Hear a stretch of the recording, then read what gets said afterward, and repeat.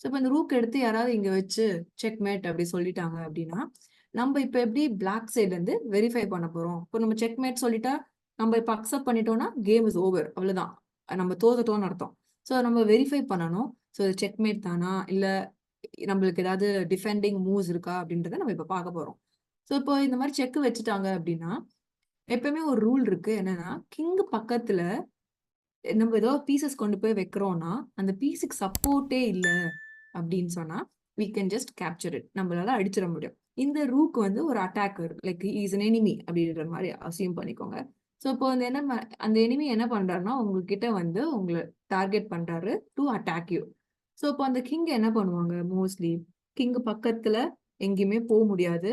So first thing நம்ம what we have to see is that கிங்கால check குடுக்குற பீஸ இப்போ நம்மள யாராவது ஒருத்தர் அட்டாக் பண்ணோம்னா, நம்ம திருப்பி அடிப்போம்ல. சோ அது மாரி தான்.